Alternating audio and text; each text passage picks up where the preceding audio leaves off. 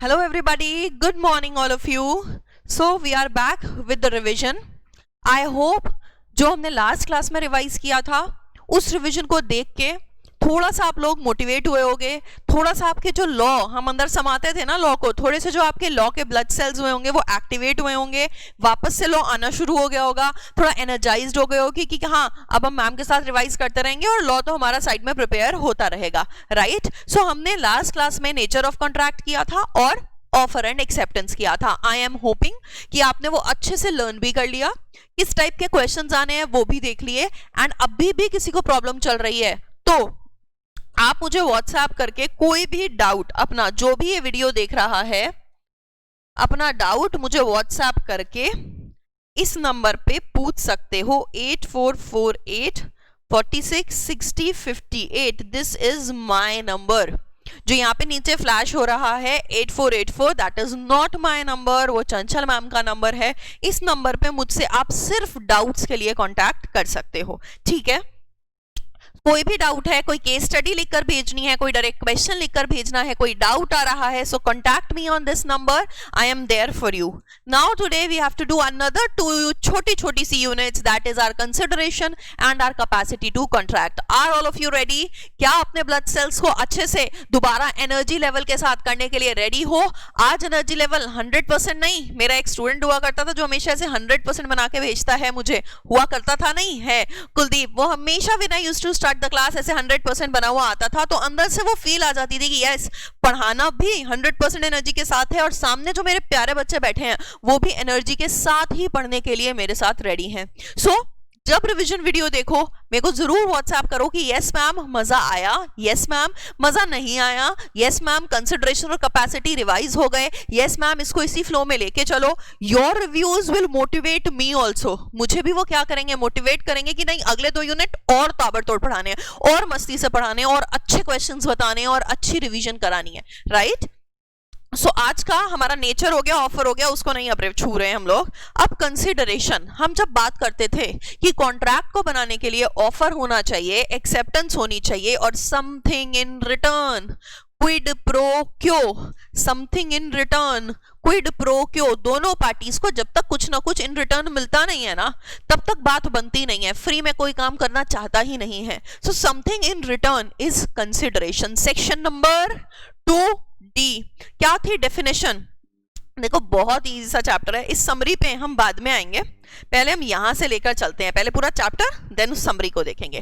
Consideration में हमारे पास 4 बातें थी कंसिडरेशन का। अच्छा रुको, एक बार यूनिट 1 में बता दो, मजा आ जाएगा। देखो यूनिट 1 में हमारे पास असेंशियल्स थे और टाइप्स ऑफ कॉन्ट्रैक्ट्स थे। समरी को भी और समराइज करना है ना, मैं तुम्हारे साथ एक बढ़िया सा, जो मेरे साथ ये काम कर रहे हैं ना मजे आने वाले हैं। अरे बाप रे, देखो चैप्टर 1 हमारा ICA जो है उसमें मैं तुम्हें बताती हूँ यूनिट 1 में हमारे पास क्या थे। अब अंदर का कुछ भी नहीं लिखना बेटा, सिर्फ अपने माइंड में चलाना है, अंदर का कुछ नहीं लिखना, नहीं तो वो समरी बन जाएगी। टाइप्स ऑफ कॉन्ट्रैक्ट, ठीक है। असेंशियल्स कितने थे? 10। Types of contract on the basis of creation, on the basis of execution, on the basis of validity, 3 थे, ठीक है। यूनिट 2 में हमारे पास क्या था? यूनिट 2 में हमारे पास ऑफर था और हमारे पास एक्सेप्टेंस था। ऑफर में हमारे पास 1 2 3 4 5 चीजें थी, एक्सेप्टेंस में हमारे पास 1 2 3 चीजें थी। ऑफर में क्या क्या था जरा बता दो?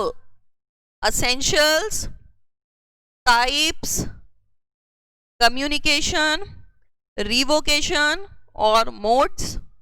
एक्सेप्टेंस में क्या थे? असेंशियल्स, कम्युनिकेशन और रिवोकेशन। अगर यही मैं तुम्हें इसके निमोनिक भी बताने के लिए कहूं तो असेंशियल्स में क्या थे? 2 छोटे, 2 मोटे, 2 नाना, पॉजिटिव और नेगेटिव। टाइप्स में 1 2 3 4 5 6। कम्युनिकेशन रिवोकेशन नहीं करते। मोड्स में क्या था? चाचा चाची, मामा नानी सब गए IIT। असेंशियल्स में क्या थे? यहाँ 4 छोटे मैट, कम्युनिकेशन और revocation. This will give you a crux of law ma'am, मजा आ जाएगा इसको करके. अब हमारे पास सेम वे में पहले लिख लेते हैं. यूनिट 3 में हमारे पास असेंशियल्स, चलो असेंशियल्स लिख दिया मैंने. मीनिंग भी है एक, असेंशियल्स आ गया हमारे पास. नो कंसिडरेशन, नो कॉन्ट्रैक्ट, एक ये वाला टॉपिक है, और एक डॉक्ट्रिन ऑफ प्रिविटी है. चलो इसको रिवाइज करते हैं. ठीक है, कंसिडरेशन का कोई मीनिंग बता दो मुझे. क्या है कंसिडरेशन का meaning? What is the meaning of consideration? when at the desire of promiser, सबने मेरे साथ पहले से ही याद किया हुआ है बच्चों, बताओ. when at the desire of promiser, the promisee or any other person on promisee's behalf, has done something or abstains from doing, promises to do something or abstain from doing, then such promise or abstinence का मतलब रोकना, is known as consideration for the promise. Meaning हो गया. ठीक है, essentials हमारे पास आए थे. कंसिडरेशन के क्या असेंशियल्स थे? राजकुंद्रा शिल्पा शेट्टी की बातें अगर हम करते हैं, just give me a moment, तो हमारे पास क्या असेंशियल्स आए थे, जरा बताओगे क्या असेंशियल्स थे हमारे पास? Consideration must move at the desire of the promisor. जरा देखो एक बार इसे, क्या था? Consideration must move at the desire of the promisor. Promisor के इच्छा के अनुसार कंसिडरेशन घूमेगी. Consideration must move at the desire of the promisor.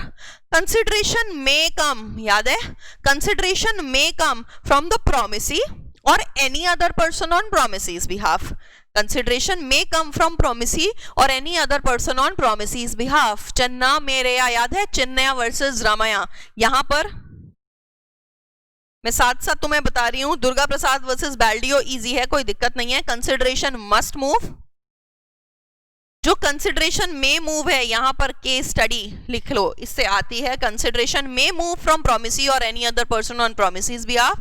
Consideration may be past, present or future. Past भी हो सकती है, प्रेजेंट भी हो सकती है, फ्यूचर भी हो सकती है.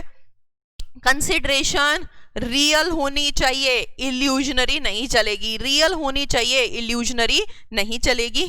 कंसिडरेशन का एडिक्वेट होना, टेस्ट में भी आया था ये, इससे DQ आता है लिखने के लिए, बुक में है, प्रिपेयर करना है. कंसिडरेशन क्या दोनों तरफ से इक्वल हो वो जरूरी है? दोनों तरफ से सफिशिएंट हो वो जरूरी है? नहीं, जरूरी नहीं है. बस कंसिडरेशन का होना जरूरी है, कुछ ना कुछ रिटर्न में मिलना जरूरी है. कंसिडरेशन पॉसिबल होनी चाहिए, सर्टन होनी चाहिए, लॉफुल होनी चाहिए, इलीगल नहीं होनी चाहिए, फ्रॉडुलेंट नहीं होनी चाहिए, वेग नहीं होनी चाहिए, कंफ्यूजिंग नहीं होनी चाहिए और अनसर्टन नहीं होनी चाहिए. तो असेंशियल्स में हमारे पास कैसे आए? असेंशियल्स में हमारे पास आया consideration must move at the desire of promiser. Consideration may move from promisee or any other person on promisee's behalf. Consideration may be past, present or future. Consideration must be real, not illusionary. Consideration need not to be adequate. Consideration must be this. तो हमारे पास must 3, में 2 और need not 1, ये हो गए हमारे essentials. Clear हुई बात? ए स्टडी जनरली कहां से? May move from promisee or any other person on promisee's behalf. Book के पीछे जो क्वेश्चंस हैं, जब भी ये दो चैप्टर्स, ये दो यूनिट्स हम रिवाइज कर रहे हैं, यानी कंसिडरेशन और कैपेसिटी, तुम मेरे साथ रिवाइज करो, अपने नोट्स को रिवाइज करो और पीछे हर क्वेश्चन जाके देखो कि क्या तुम्हें वो क्वेश्चन आता है. सेल्फ असेस करो कि क्या मुझे ये सारे क्वेश्चन आते हैं, और अगर ये 4 या 6 मार्क्स के लिए आए तो क्या इन्हें मैं लिख सकता हूं. क्लियर हुई बात? Next comes no consideration no contract. इससे डायरेक्ट क्वेश्चन आ जाता है, इससे डायरेक्ट क्वेश्चन आ जाता है कि डिस्कस करो. अच्छा बताओ, क्या कंसिडरेशन के बिना कभी कॉन्ट्रैक्ट बनता है? नो मैम, दोनों तरफ कुछ ना कुछ होना चाहिए वरना कॉन्ट्रैक्ट नहीं बनेगा.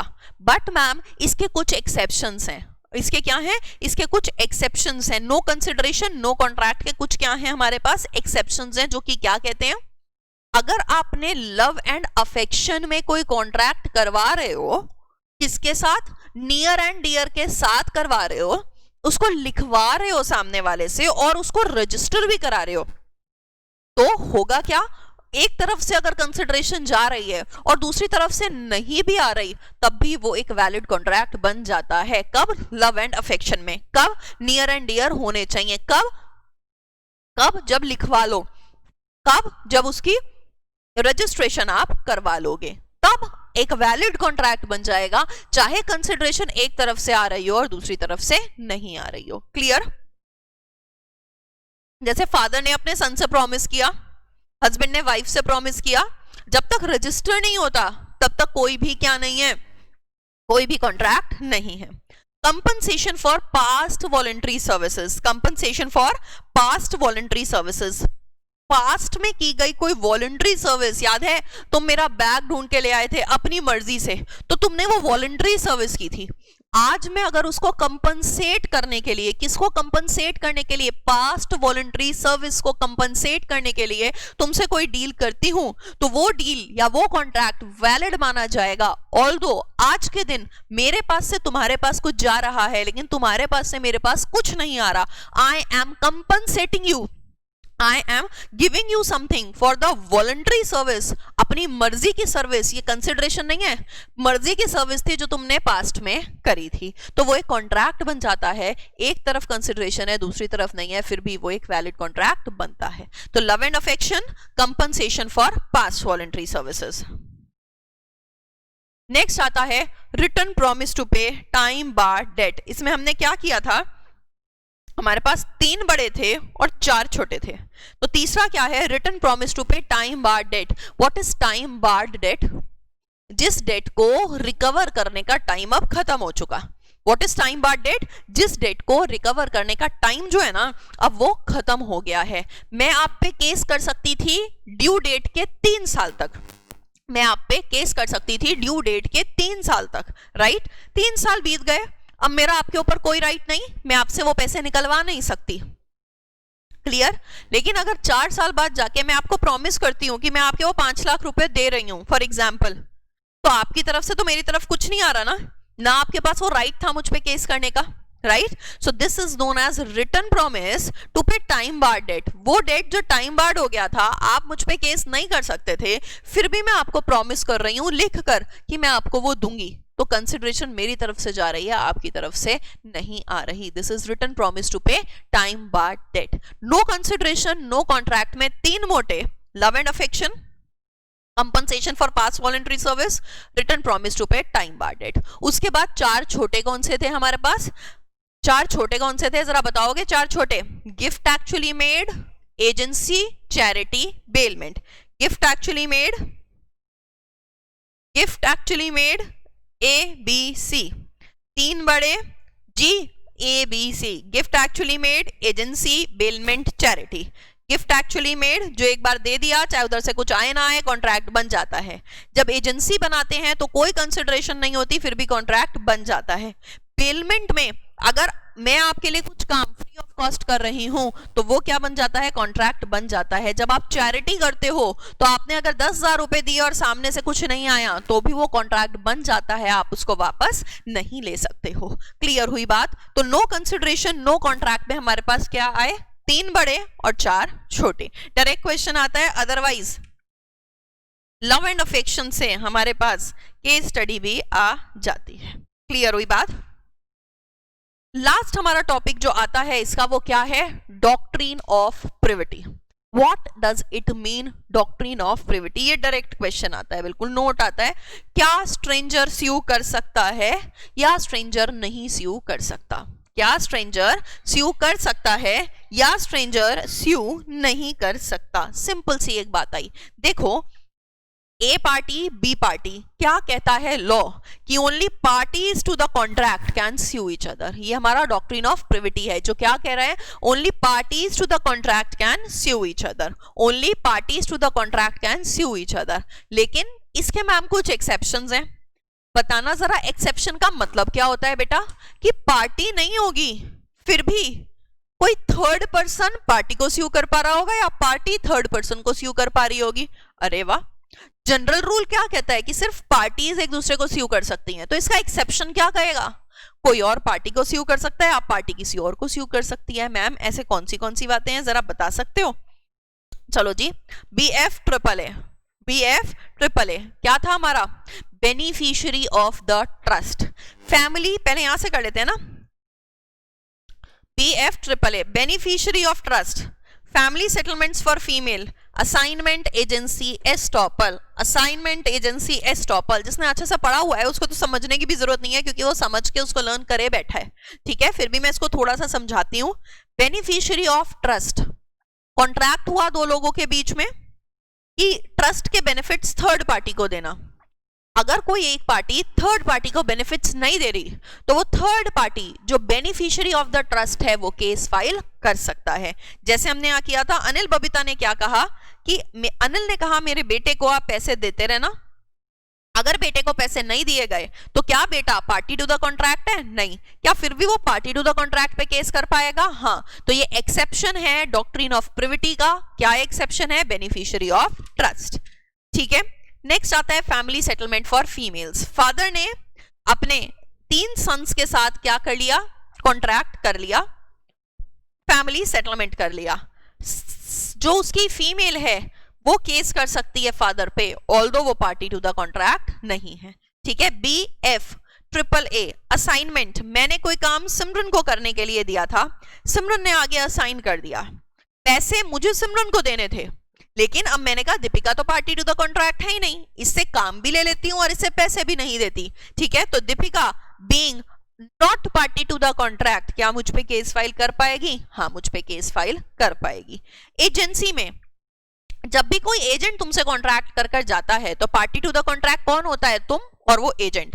लेकिन जब तुम्हें केस फाइल करना होता है तो तुम एजेंट पे नहीं करते, तुम डायरेक्टली उस एजेंट की कंपनी पे करते हो। तो तुम पार्टी टू द कॉन्ट्रैक्ट पे नहीं केस करते, तुम उसकी कंपनी पे केस फाइल करते हो। तो ये डॉक्ट्रिन ऑफ प्रिविटी का क्या है? एक्सेप्शन है। एक्नॉलेजमेंट और एस्टॉपल, सिंपल सी बात है, दो लोगों के बीच में कॉन्ट्रैक्ट हुआ, पी कहता है मैं तुम्हें पैसे दूंगा, ए बाहर वाला क्या बोले जा रहा है? पी ने पैसे नहीं दिए तो मैं दूंगा। एस्टॉपल का मतलब पता है ना, शो करना। पी ने पैसे नहीं दिए मैं दूंगा, पी ने पैसे नहीं दिए मैं दूंगा। अगर अब पी पैसे नहीं देता तो क्यू ए पे भी केस फाइल कर पाएगा, although a party to the contract नहीं है। This is BF triple A, this is BF triple A. तो एसेंशियल्स में हमारे पास क्या आया? एसेंशियल्स में हमारे पास must must must, may, need not, ठीक है। नो कंसिडरेशन नो कॉन्ट्रैक्ट में हमारे पास 3 मोटे 4 छोटे। डॉक्ट्रिन ऑफ प्रिविटी में हमारे पास BF ट्रिपल ए, ये हमारा किसका बन गया? यूनिट नंबर 3 का बन गया। क्लियर हुई बात? अब आता है unit number 4, that is capacity to contract. कौन कौन केपेबल होता है कॉन्ट्रैक्ट करने के लिए? कौन कौन केपेबल होता है कॉन्ट्रैक्ट करने के लिए? कौन कौन केपेबल नहीं होता है कॉन्ट्रैक्ट करने के लिए?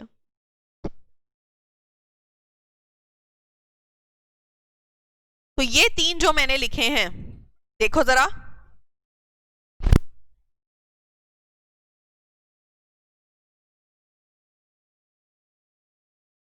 क्या 3 लिखे? माइनर, जिसका साउंड माइंड नहीं है और जिसको लॉ ने डिस्क्वालीफाई कर रखा है, जिसका साउंड माइंड नहीं है और जिसको लॉ ने डिस्क्वालीफाई कर रखा है। छोटा सा चैप्टर है, बिल्कुल आसान सा। मैम क्वेश्चन कहां से आता है? नोट्स में अगर हम देखें तो क्वेश्चन जनरली डिस्क्वालीफाइड वाला डायरेक्ट क्वेश्चन आ सकता है, और माइनर का केस स्टडी आ सकता है कि माइनर से रिकवरी की जा सकती है या माइनर से रिकवरी नहीं की जा सकती। तो ये 3 ऐसे लोग हैं जो कॉन्ट्रैक्ट करने के केपेबल नहीं है। ये 3 ऐसे लोग हैं जो कॉन्ट्रैक्ट करने के केपेबल नहीं है। माइनर एक बहुत ही अजीब सी सिचुएशन माइनर के लिए लेके आते हैं कि अगर माइनर के बेनिफिट के लिए कोई काम हो रहा है तो वो कॉन्ट्रैक्ट वैलिड है। जब भी माइनर को लायबल ठहराना होगा, माइनर लायबल नहीं होगा। ये क्या बात हुई? जब भी माइनर को लायबल ठहराना होगा, माइनर लायबल नहीं होगा। दैट मींस अगर माइनर कोई प्रॉमिस करता है तो वो कॉन्ट्रैक्ट वैलिड नहीं है।